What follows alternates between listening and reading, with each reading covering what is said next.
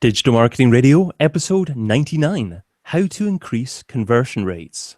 DigitalMarketingRadio.com. I'm David Bain, and this is Digital Marketing Radio, weekly interviews with digital marketing experts. Find out about everything we do at DigitalMarketingRadio.com. The big interview with David Bain. Today I'm joined by Stewart Rogers. Stewart, welcome to DMR. Thanks so much for having me, David. It's absolutely wonderful to be here. Well, yeah, it's more wonderful having you on board. Well, Stewart... Oh, I doubt that, but very much. Best one yet, I'm sure. Stewart analyzes... Yeah, I had episode 100, David. 99. Well, maybe you'll have to come on two in a row then. Right back at you. Can I introduce you now? Absolutely. Thank you. Analyzes the marketing technology sector and writes studies for VB Insight, including the State of Marketing Technology report. He also breaks martech news for VentureBeat, and you can find him over at site.venturebeat.com. So, Stewart, what's having the biggest impact on conversion rates at the moment then? Oh, that's a really interesting question. I think one of the amazing things about conversion rate optimization generally is that it's very difficult. And this is kind of weird for me to say this because, of course, I spend my time looking at lots and lots of data and then aggregating that data and averaging that data. But what's quite interesting about conversion rate optimization is that if you take everyone else's and apply them to your situation, that's going to have the biggest negative impact on you. And the reason is because your tone of voice for your customers, for your audience, your age of audience, gender, race, wherever they may be, is going to be different to mine. Your product is different to mine. Everything about you is unique to you.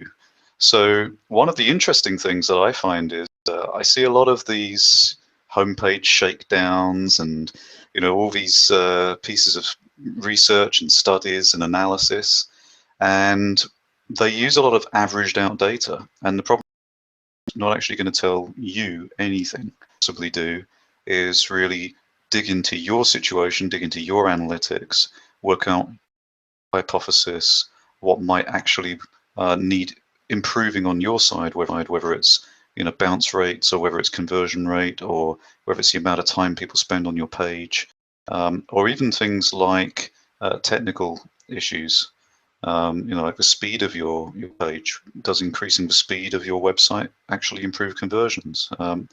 Potentially it does, but until you work out those hypotheses, run those tests, and get the data out of the other side, you're not going to know. And so it's really interesting. CRO is an incredibly interesting space, but it's also almost an incredibly minute space because you have to worry about yourself and not everyone else. Okay, you need to do something unique and different and not follow the herd or follow the average of the herd, as you're saying there. But in terms of doing something unique, is it better to come up with that by looking at your analytics and actually defining your persona that you're actually targeting and just writing for them? Or should you be thinking more about forming content based upon your own personality? You look at your analytics. When you're new to CRO, it's a great place to look at your analytics, have a look at all of the stats and facts around how people are viewing your website. It doesn't have to be website, of course. Conversion rate optimization could equally be about your emails. Email is still, as we've discovered in State of Marketing Technology report and other studies, is actually the marketing channel out there. So, email is incredibly important, and there's no reason why you can't run hypothesis and test changes in your emails as well to see if that increases your conversions.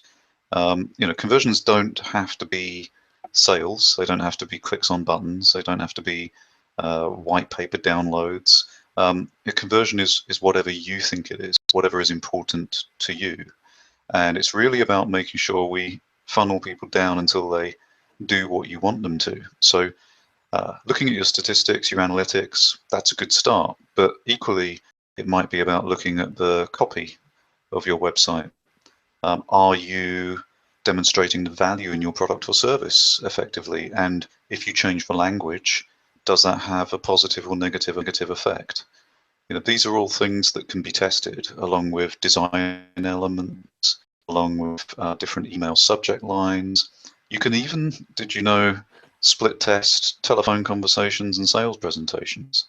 There's no reason why you can't do those things. And in fact, that was probably my first ever memory of doing any kind of split testing a long, long time ago, David, back when I had naturally brown hair.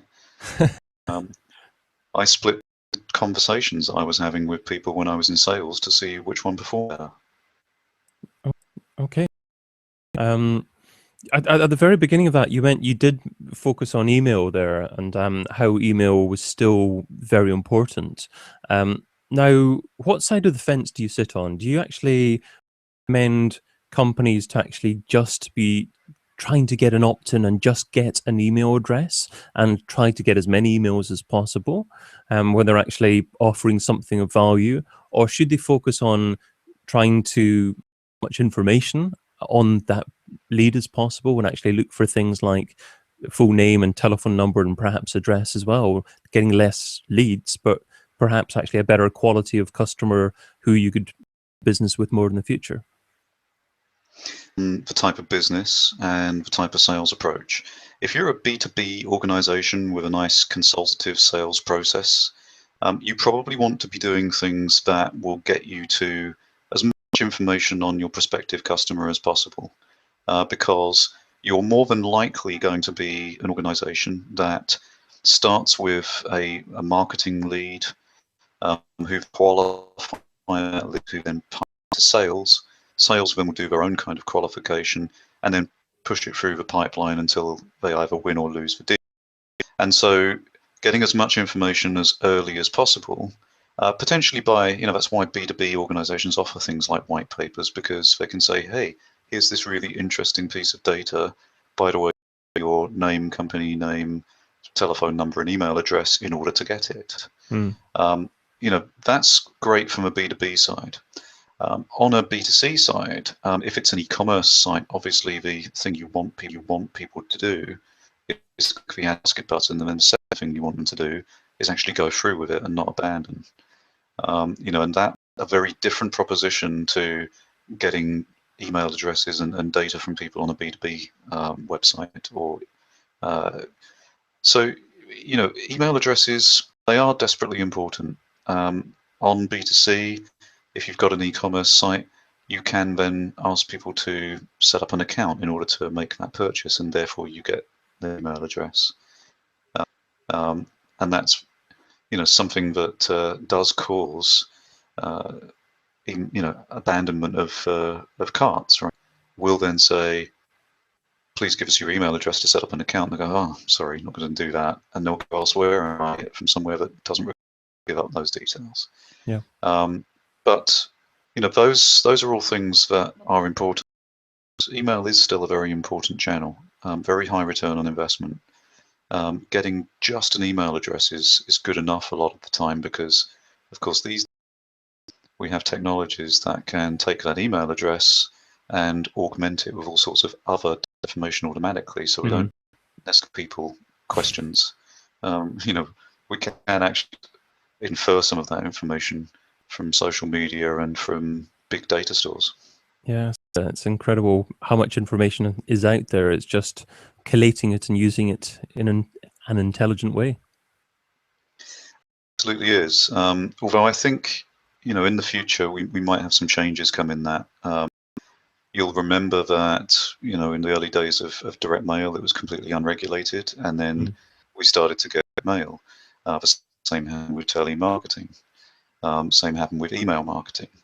It's just not done to just go and buy a database of 1 million people and start sending them an email, because that goes against every spam law, known to man. If you did that in Canada, for every email, I think you're liable for up to $1 million fine per email for seeing unsolicited emails without all the relevant and proper details. Mm.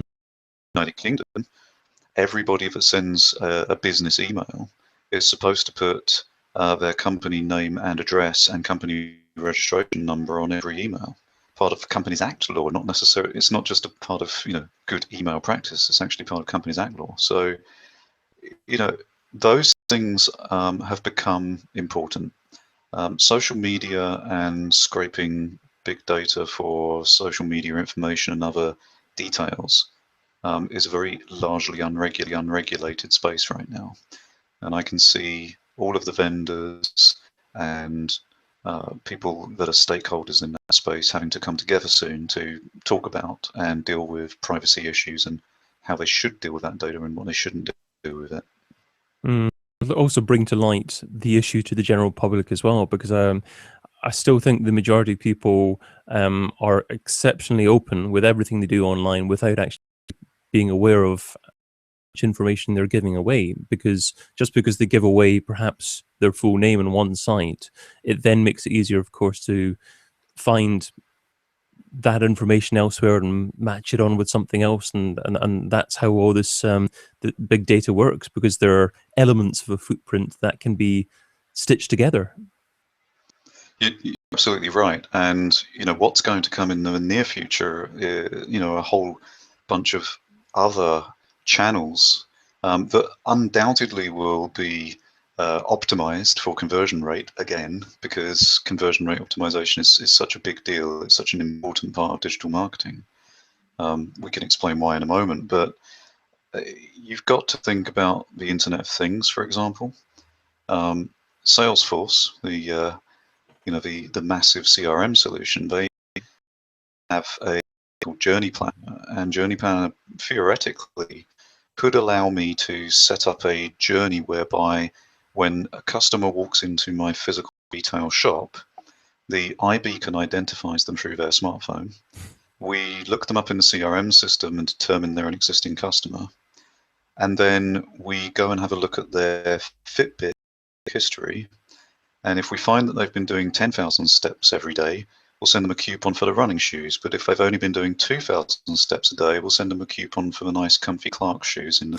And you've got to ask yourself, at what point does that kind of personalization flip over from being incredibly useful, because who doesn't love a coupon to save them money on the thing they probably want?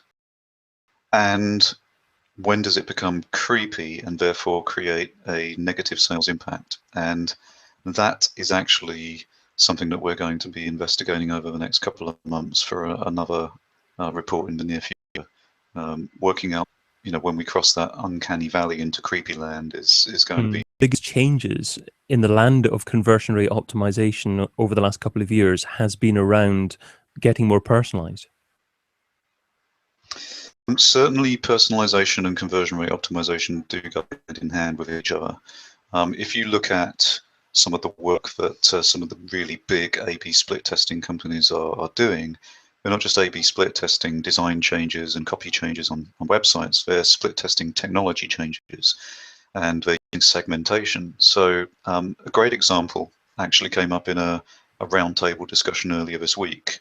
Went to visit the guys from Qubit, and they were putting a session on with Forrester and one of their customers, and we were talking about this whole situation. And one of the things I found in a previous report about how people complain on social media is that you've got these pockets of different types of people. So you've got your sort of digital natives, if you like, the youngsters who basically are living inside social media all the time. Their idea of what the internet is for is that it is for collaboration and creating things and communication, and it's always on. They're always connected. As you move up and through the ages, you realize that everybody has a touch point to social media, but not everybody wants to continue to talk on social media. So the millennials might want to complain about you on social media, but then pick up the phone and talk to you. The Gen Xers might want to complain about you on social media, but then jump on an email and write a 700-word thesis on why you're so. The digital silver foxes, they might want to complain about you on social media, but then go and get involved in a forum or in an online chat. Mm. And that you can test. You can actually create those segments in your database, and then you can set your website up so that if this segment of visitor comes along, serve them a telephone number on the screen. If this other segment comes along, you serve them a live chat on the screen. If another segment comes along, you serve them an email address on the screen, and then you can test whether that increases or decreases engagement rates with people that have a support issue. And those kinds of technical CRO changes are intrinsically linked to personalization, because that's a very personalized way of supporting your customers. To give an example of a company that is doing that particularly well at the moment. My word. Now there are actually so many companies in the e-commerce space, in particular, who are doing all sorts of amazing things in e-commerce. E-commerce is really important, obviously, because even a small percentage increase in conversions on an e-commerce site could mean the difference between, running at a flat rate or getting an extra £100,000 or dollars in revenues, that day or week. Mm. Farfetch are really interesting, and they were part of the Qubit Roundtable earlier this week. Farfetch are they've gone from very very small beginnings to a really seriously large unicorn-style billion-dollar valuation company in the space of a few years. 0 to sort of 600 staff in no time at all. Mm. And a lot of that is around the way that they have embraced this idea of continuous optimization, but also set up the team within their company to support that kind of continuous optimization. And I think, that's something that is very, very important in conversion rate optimization in general. And we had a webinar earlier this week where we had a panel of experts come on, and this was echoed by real serious experts like Talia Wolf, that CRO is a lot of the time about getting the team and the hypothesis and all of the groundwork put together in the right way before you. And Farfetch is certainly a great example of an organization that has done that. And they're doing all of these really complicated technical, split tests and multivariate tests. It's really quite impressive what they've achieved. Okay. What about technology? Say you're a reasonably small company, perhaps with a WordPress website, so not with a massive budget, but you're wanting to increase your conversion rates. You can use any example you like. Maybe you're a service focused company, perhaps you're an e-commerce site. But what are one or two tools that you could actually use to try to improve your conversion rates? Yeah, absolutely. I mean, it's there's a lot of amazing tools out there for conversion rate optimization, and a huge amount of them are completely attainable and usable by small businesses. Optimizely, for example, is a really good example because Optimizely for a small business can be completely free. As long as you stay a free account threshold, you can use Optimizely to do all sorts of incredible things. It's a really very simple A/B split testing solution that allows you to change the way things look and serve different versions to different visitors, measure the results, and then make sure that the winner is the one that sticks. Crazy Egg is another great solution for heat mapping. Heat mapping is a really great technique. Allows you to look at where people are clicking on your site, and with Crazy Egg you also get scroll mapping, which is a visual representation of how far they're scrolling down your page. Mm. And if you look at those results, it's very easy to see. And we had an example from TechWise, a Toronto-based organization, in the CRO report, the CRO tools report, whereby you could see clearly that one of their menu items, the one called resources, just wasn't getting clicked at all. So you would, from there, realize that that is dead space potentially on your website. And you might then look to make a change and then measure the results of that change, best version. To use for small businesses would be Visual Website Optimizer. Visual Website Optimizer is an interesting one because they've produced probably one of the most complete CRO solutions on the market. They haven't necessarily created one of the most complete solutions. They have actually added some function rather than create.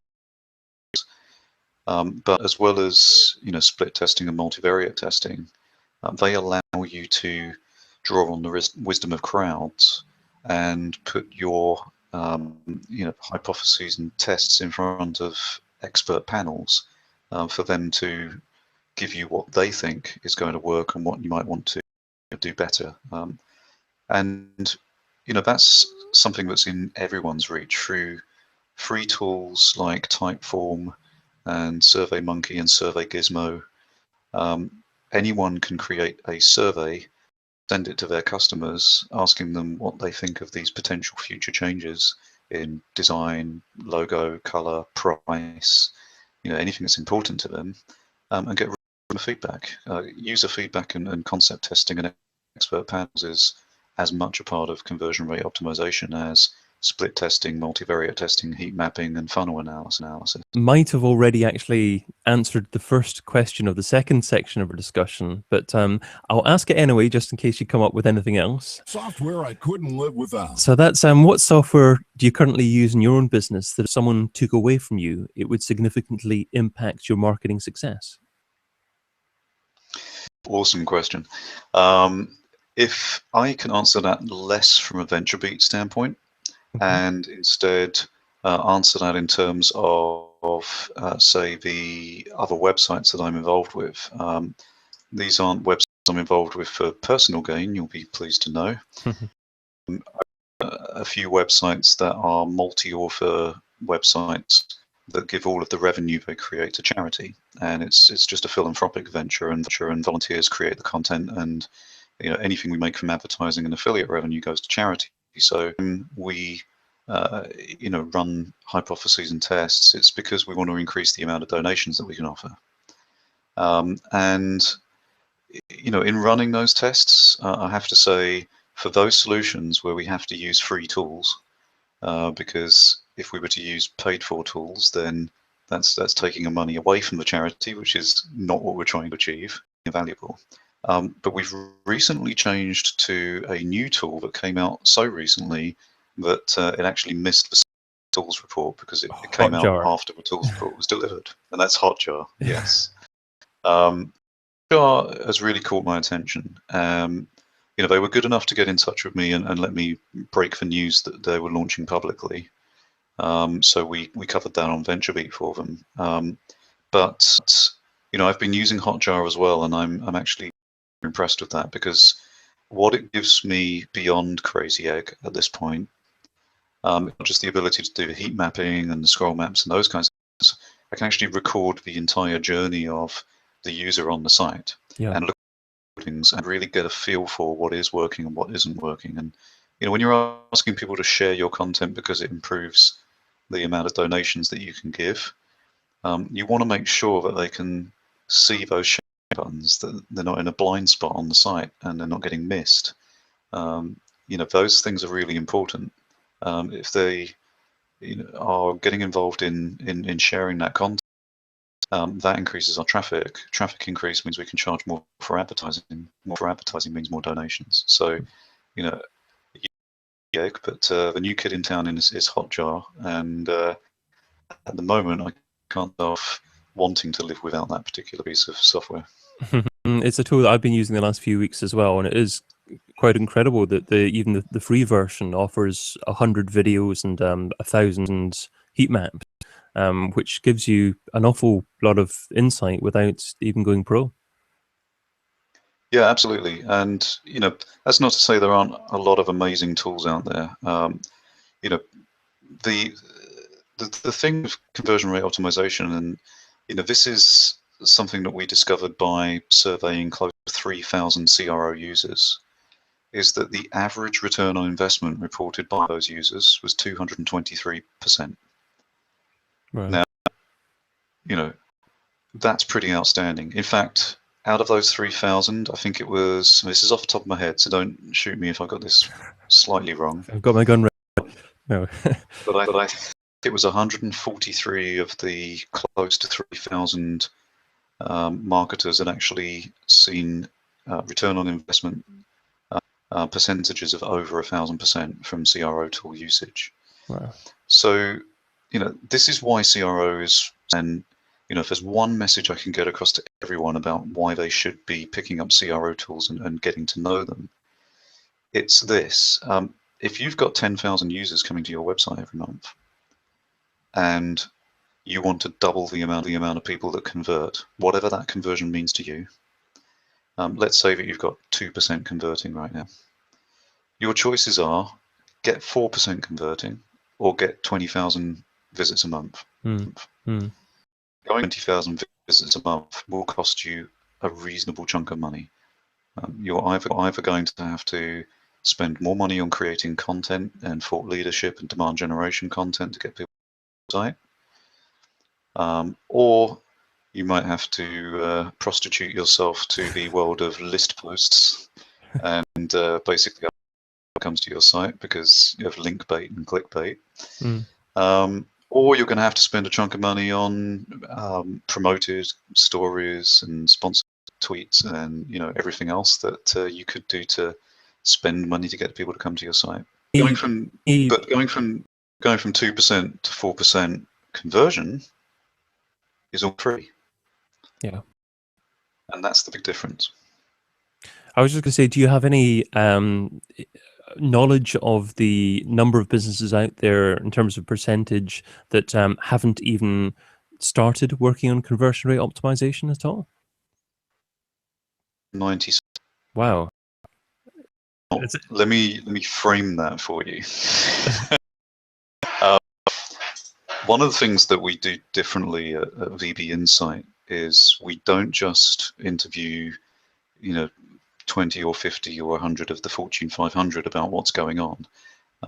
What we do is we take a small data, big data approach. So the small data is where we'll survey a whole range of users.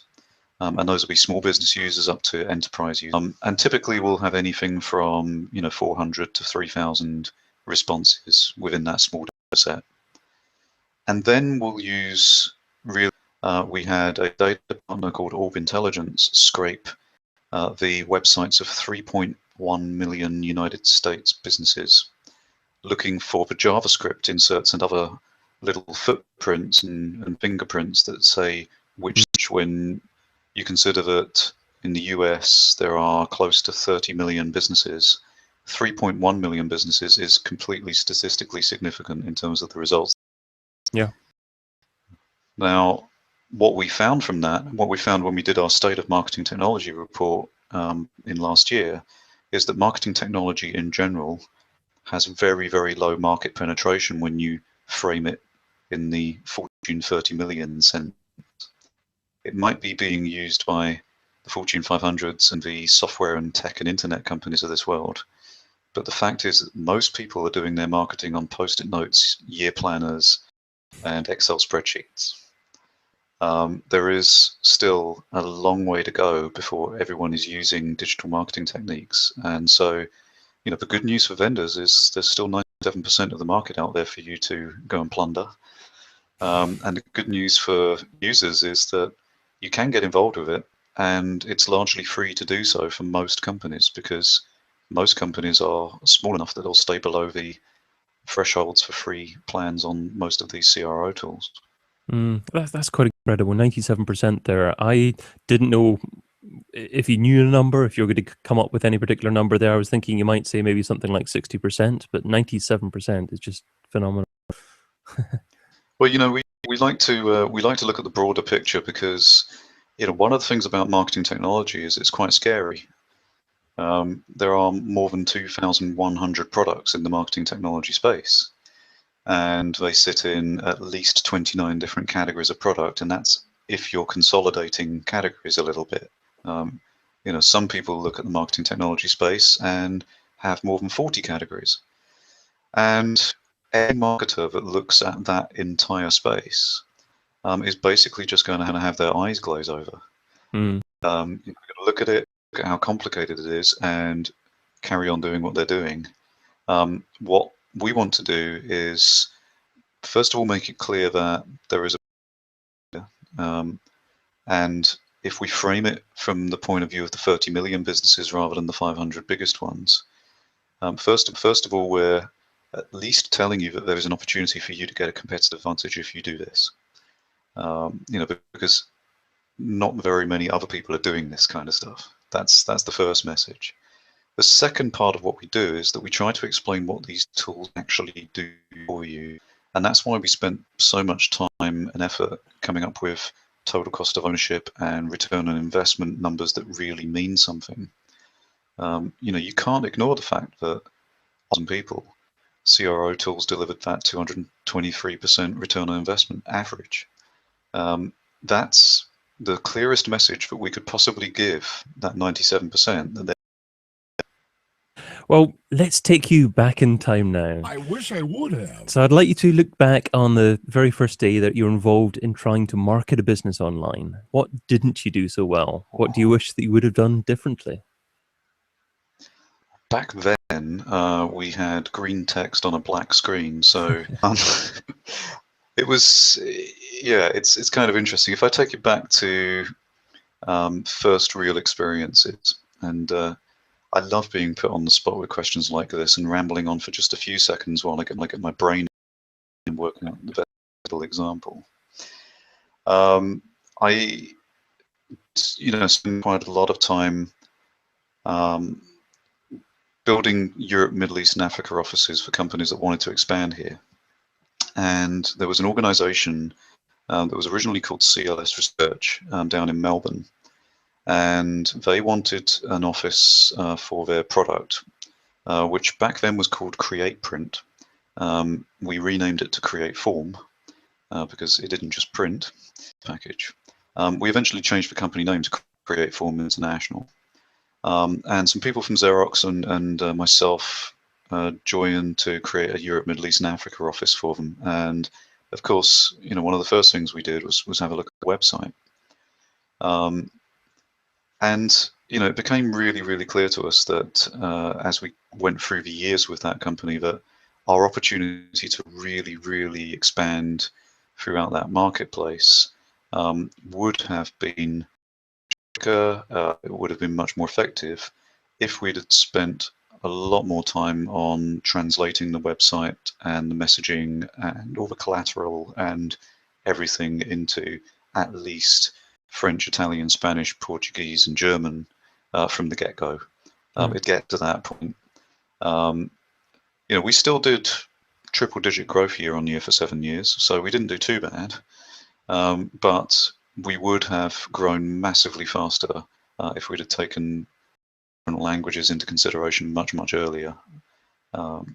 We built it into the product, we just hadn't built it into the marketing, and that was really, really important.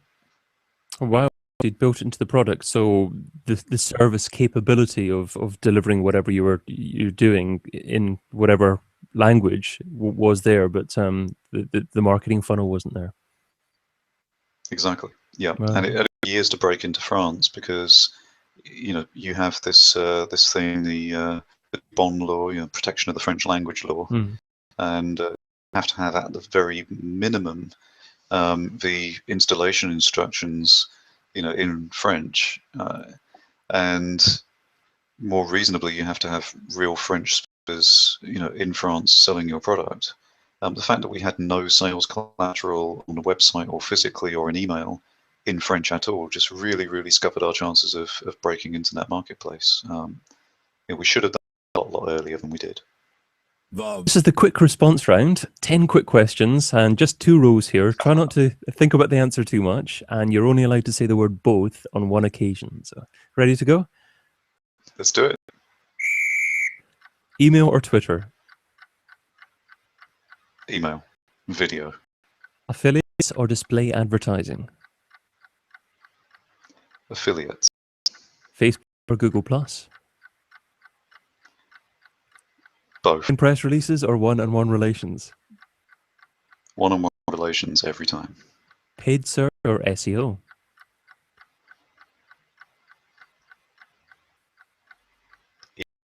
Website or app? How many times can I say? One time. Darn it. Let's go with. Oh, I want to say both again. I'm going to put rules. It's a nice episode. Both. Both until the last question. That's even more challenging. But okay. Social subscriber or email subscriber? Or global marketing? Local. Well, that wasn't so much of a challenge. Why Facebook or Google? Why was that so much of a? Oh, not sure about that one. Are you foot in both camps on that one? In both camps on that one. Now, Google Plus is a really interesting social platform. I'm calling it a social platform, not a social network. I see it as Google's products together, whereas Facebook is a social network. Now, Facebook is interesting because if you want to certain people, there is no doubt about it. Facebook paid advertising works. It really, really does. And organically speaking, it's terrible. Pay money is a great spot to be in, even if who you want to reach are business people. It's really interesting, especially when you look at the remarketing side of Facebook and targeted marketing to individuals that maybe have come to your website, given you their email address, and now you can remind them who you are when they're looking at family pictures and when they're looking at a private community that exists. There'll be a little advert in the sidebar reminding them that they really need to follow through and get. Google Plus, on the other hand, lots and lots of research. I'm not the SEO expert, absolutely not, but experience in Google Plus is that the organic there does work, and it does work from an SEO standpoint, and it does make sure that people see your content. But also, I personally prefer Google Plus from communication point of view. I run various private and public communities on Google Plus. I always find them more engaging and much more content than the similar Facebook communities. And tools like this, Google Plus Hangouts. If we didn't have Hangouts and Hangouts on Air, where would we be right now? It's pretty much my virtual office. I carry my Android tablet around with me everywhere, and I've got my office with me everywhere because of Google Plus. So, they both have their benefits. I couldn't split them. The $10,000 question. So if I was to give you $10,000 and you had to spend it over the next few days on a single thing to grow your business, what would you spend it on, and how would you measure success? That's an awesome question. If I were to spend $10,000 on anything, it would most likely be paid advertising.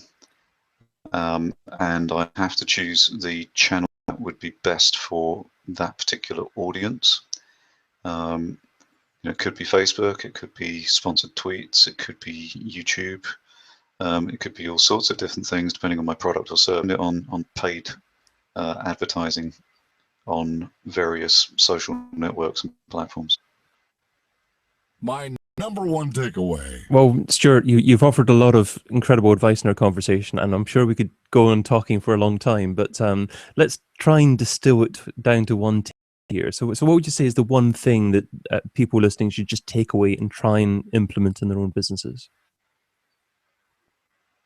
Conversion rate optimization is effectively free money. Start doing it. Brilliant. Okay, well, that takes us to the end of our conversation today. So thank you so much for your time and your advice. What's the best way for our audience to reach out to you or find out more about you if they'd like to do that? Absolutely a pleasure to hear from anybody. You can always ask me questions online. I find I'm ridiculously easy to find. If you name in and spell it correctly. Little thing down the bottom here should help with that. If on video or on audio, Stewart Rogers, yeah. Exactly. RS. You'll find me on Twitter at @TheRealSJR.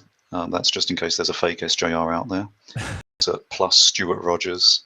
You'll find me, if you search Google for Stewart Rogers, you'll find me all over the front page. Feel free to ask questions. You'll also find me on VentureBeat and VB Insight, which is insight.venturebeat.com. And if people are interested in CRO report, come and hop along to insight.venturebeat.com. We've actually got a free sample version of that CRO report. It's 3,000 of the 17,000 words I wrote, and it's free to anyone who wants it. Just come along and grab that. You'll find it in the marketing technology reports section. Lovely. Okay. Sorry, what was the address for that? Because you just cut out a little bit while you're saying that website address. Yeah, that's insight.venturebeat.com. Brilliant. Well, You I'll can also find from the venturebeat.com homepage by just clicking on the Insight menu option as well. Wonderful. Okay. To all of the resources that you mentioned throughout the show in the show notes on digitalmarketingradio.com. So thanks again, Stewart. Well, thank you, David. It's been an absolute rare pleasure, and love the hoodie. Down with the kids. Okay. See you next. Thanks for joining us. Bye for now.